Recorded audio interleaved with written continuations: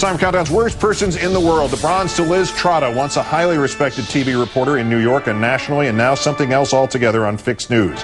She finishes only third because she had the decency to fulsomely apologize for first transposing the names Osama and Obama, and then suggesting, quote, hopefully both, unquote, would be assassinated.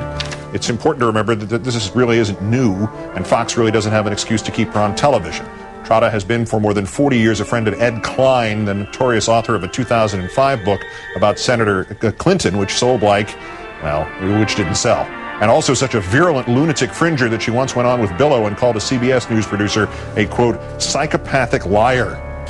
Runner-up back from oblivion, blogger Michelle Malkin. First she quit going to Starbucks, she said, so she could support the immigration enforcement policies of Dunkin' Donuts.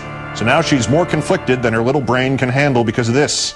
May look to you like a Rachel Ray ad for Dunkin' Donuts with her wearing a crappy scarf.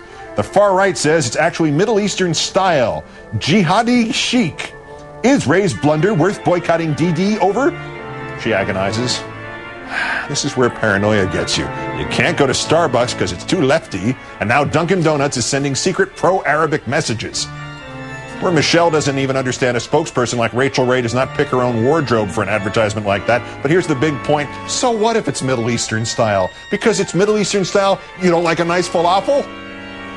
But our winner, Senator Joseph Lieberman of Connecticut. You may have noticed that Pastor John Hagee went so over the top that even John McCain had to renounce his endorsement. Not so the good Senator Lieberman. July 22nd, Hagee's Christians United for Israel Summit in Washington. The keynote speakers, John Hagee and Joe Lieberman.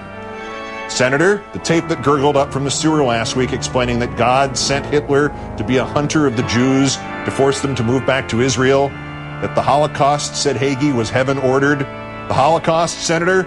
What are you doing in the same city as John Hagee, let alone on the same stage? Senator Joe Lieberman of Connecticut, today's worst person in the world.